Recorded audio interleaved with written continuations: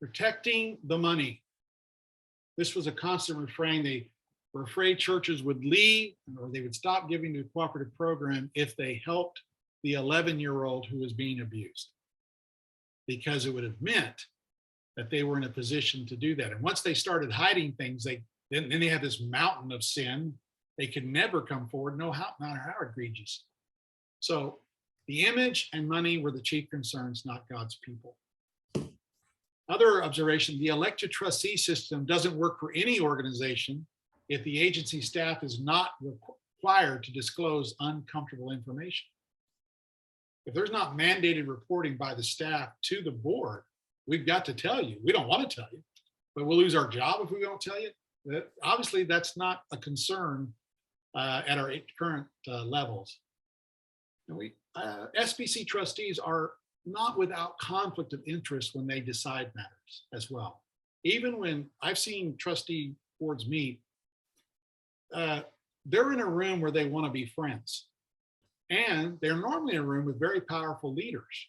And you're a pastor who's leading a church and you're thinking about, someday I might want to go to a different church or a different ministry setting or work for this organization. It doesn't mean they always make the decisions about that, but when they're making decisions that are going to hurt that thing they're a trustee for, they are engaged in that. Also, from this report, Baptist press is not credible when reporting on issues that may damage the SBC. So it's a conflict of interest for them to decrease morale. They're controlled by the executive committee, and one of the recommendations they have. But it doesn't mean Baptist press is trying to tell you the good things that are going on, and it does a good job of doing that. It's simply, it's not going to be it's going to have a trouble telling you all is not well in the land of Oz. So when you read it, or they get to some other structure where they're independent and can say that stuff. But so that's just some observations here.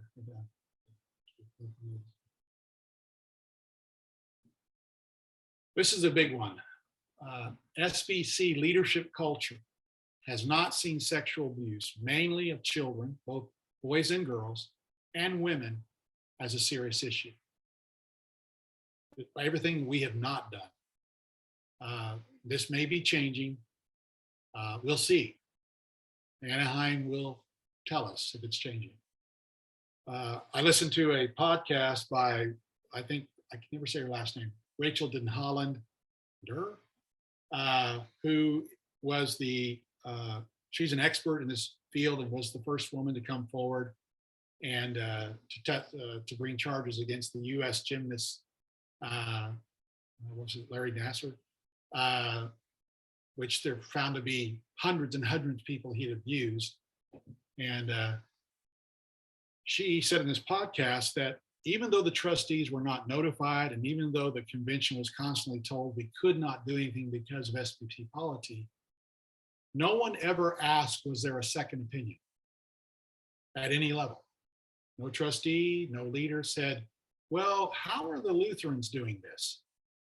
Somebody's doing this. Somebody has polity like we do, and we simply wanted to believe there was nothing we could do. And I would say that's, at best, we are guilty of indifference, that we didn't ask. Well, I think with the report and everything I saw, seeing, this is either going to be our finest hour, that people like you, pastors, members in the pews, we are not going to have this kind of convention voluntarily. We are going to fight for a better convention where being inside a Southern Baptist church and agency is the safest place you can be as a child, a woman, a powerless person. And because we have worked towards that end, we've done tangible things. Or it's going to be the days we really cease to matter. If we don't get this right, if we don't hit a home run on this consistently, I don't know why a mom with a 13-year-old would come.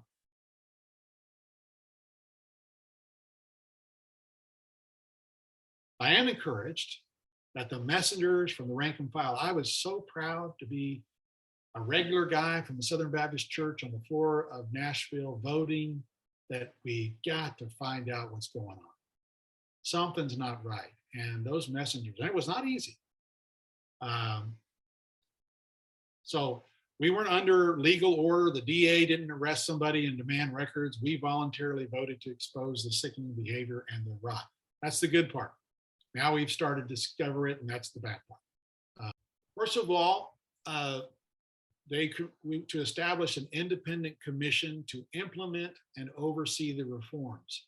So a new group will be formed that is independent of any agency or control that's going to implement and oversee the reforms that we are doing. I think they're recommending that this commission stay in place for 10 years in order to make sure what we create becomes institutionalized. And it's not. To create an administrative entity to provide a permanent response for sexual abuse. So there's going to be something that exists that we don't currently have, called the Congregational and Pastoral Health Response Board, or something that is for this very purpose. Create and maintain a resource, create a resource toolbox for prevention and response for churches. I think there's already some tools out there, but there's going to be some greater level tours. Create a self-certification program for agencies and churches to prevent abuse.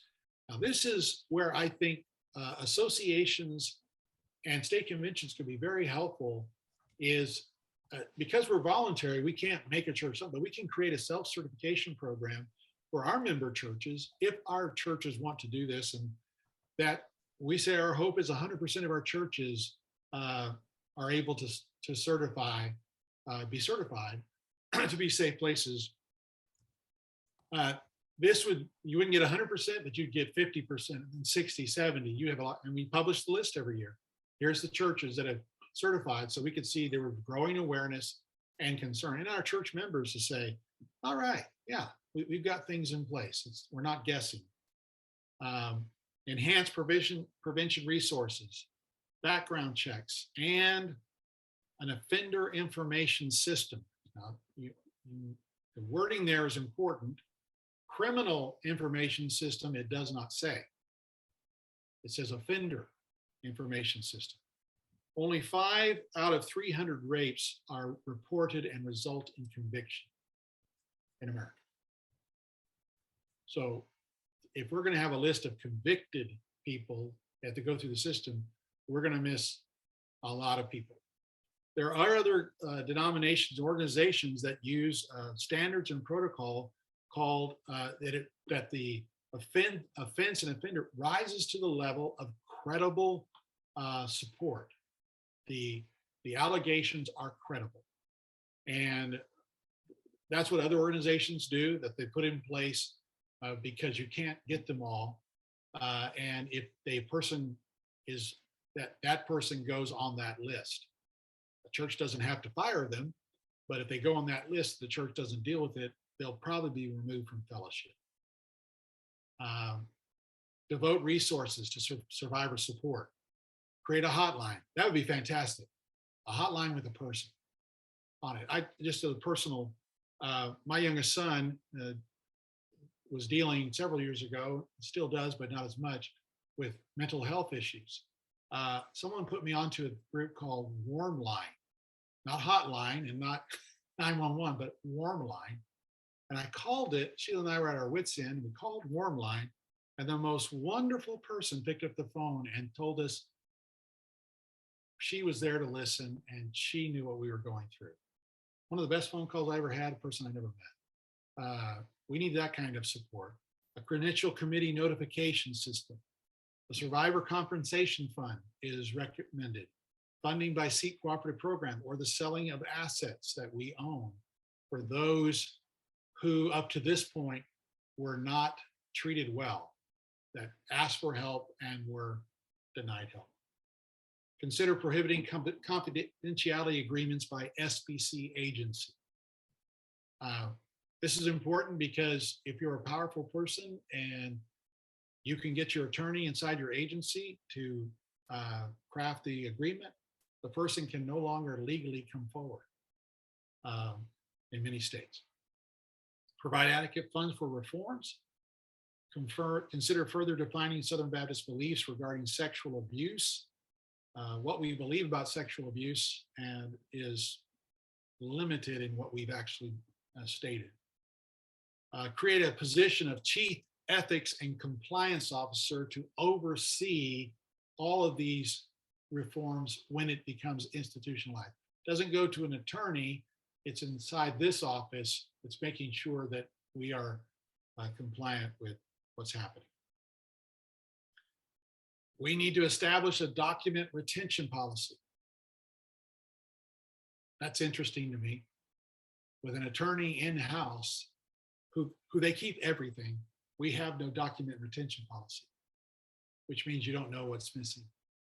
Enhance the SBC Executive Committee compliance policies. Create a media plan to bring awareness to issues of abuse. This would be something that we would put in front of our members and our pastors. Acknowledge the survivors of SBC clergy abuse with apology. They've suggested a memorial, some sort of artwork or design in front of the SBC Executive Committee agency, apologizing for our lack of compassion. Enhance awareness of sexual abuse within SBC entities. And here's the implement principles of Baptist Press. And they basically go and say, you got to figure out how that thing's going to be independent if you want. Baptist Press actually took several actions that were destructive to survivors in order to protect the convention or agencies from liabilities. Change stories with wording that was extremely destructive. And then to reform the credentials committee so that it can be legitimate. And those are 18 different recommendations to us. That's a lot. I think Anaheim will have to figure out, okay, I'm seeing, and hey, Chris has put in the chat room 5 hours ago, which I was doing other things by, they updated, they gave more details on implementationship. You can see the link there, that'll be helpful for you to see. But I think what I see some very healthy and foundational changes are being recommended. That this is going to be some hard stuff to do, hard work for us to do, but it's not pasting note over. All right, I think so. That's where we're headed for in Anaheim to try and address this.